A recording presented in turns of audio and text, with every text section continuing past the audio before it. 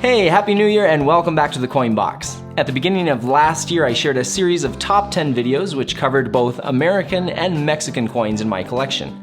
This year I'll continue that tradition. However, after much deliberation over the past few months, I finally decided to divest myself of nearly the entirety of my American collection and dedicate this channel more exclusively to Mexican numismatics. Now, you'd think that would mean fewer top 10 videos this year, but actually I've expanded the categories to a total of 6 different videos, so be sure and subscribe to the channel and stay tuned for the others. In this video, we'll start off with my top 10 purchases of 2023. As with last year's list, besides having been purchased during last calendar year, the items on this list made it here because they were either a great deal, or something I'd been after for a while, or something unique. And sometimes they're all three of those things. So let's go ahead and get started.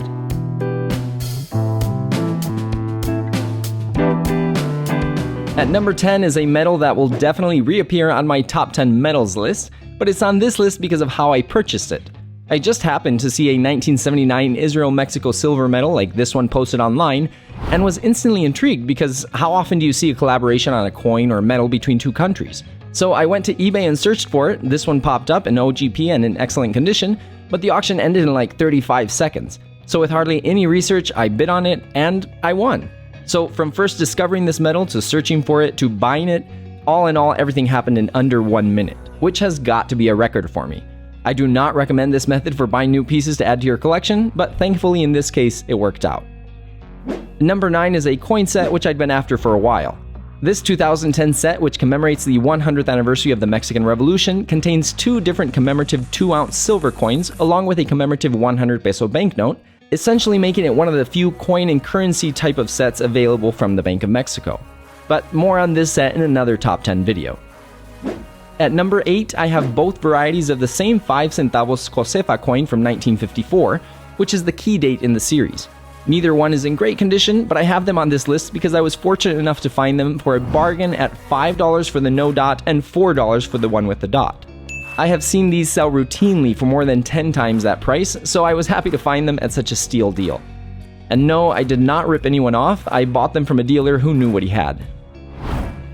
At number 7, I have a tube of 1982 libertads. Now, generally when you buy an unsealed tube, you never know exactly what you'll get, but you can usually expect them to be not only the same date, but basically the same variety and condition.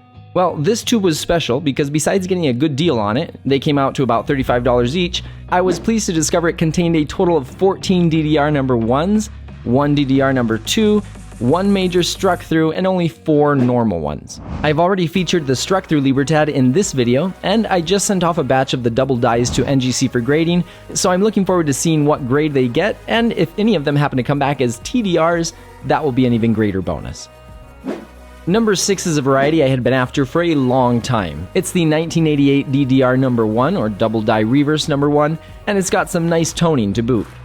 Double dies are some of my favorite varieties, so finally finding this key date libertad with a rare double die was pretty special. Again, more on this one later. Number 5 is another ultra rare variety, which honestly I thought I'd never find. It's the 1979 onza with a dot before the date and the pan pointing between the U and the N on the reverse. I've been fortunate enough to come across several dot before the date varieties, but all of them had been with the pan pointing at the U. So when this one finally popped up, I was very happy to be able to add it to my collection for $45. I know I've been saying this for over a year now, but this time I really mean it. My next big series on the channel will be on all the different onza varieties, including this one. Number 4 on this list is one of my most unusual and unique purchases of the year. I bought an original Banco de Mexico canvas bag full of 1945 Josefa 5 centavos coins in BU condition. I don't usually buy in bulk like this, but I had previously bought a handful of these coins from the seller, so when I asked him if he had any more, he told me not only did he have more, but that he was pulling them from the original bank bag as well. So since I knew what condition I could expect the coins to come in, and since I really wanted the original canvas bag, I bought them from him. At number 3 is the rarest set I own, the 1993 Casa de Moneda wooden presentation set. It was pretty special to be able to acquire this set for $125. Since then, I've seen a couple more posted online for between $700 and $1,200. Now, I don't know if they've actually sold for that, but that's what I've seen different sellers asking for them. I don't want to spoil anything, but we'll definitely be seeing this set again in another top 10 video.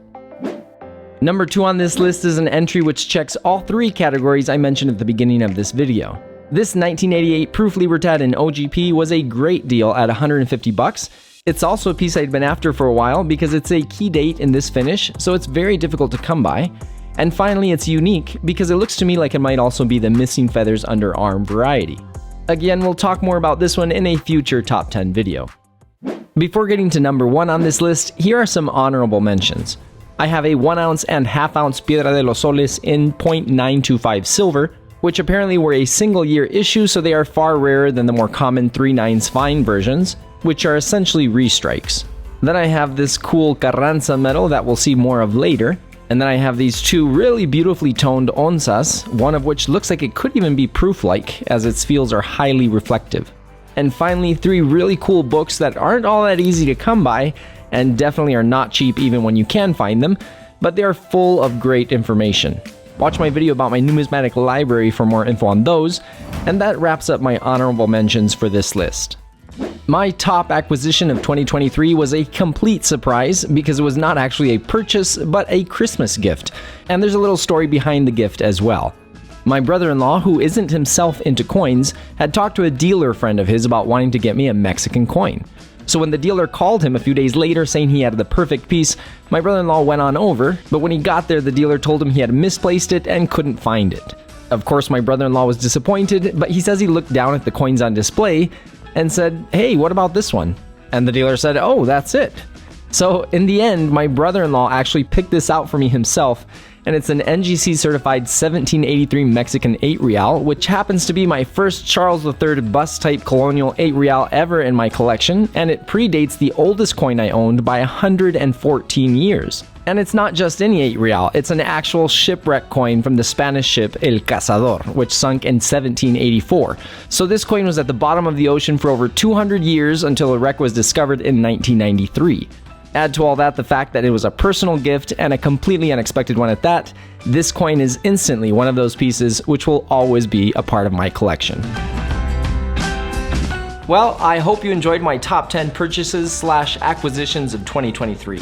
There are 5 more top 10 videos on the way, so if you're new to the channel, don't forget to subscribe and hit that bell icon to be notified when they're posted.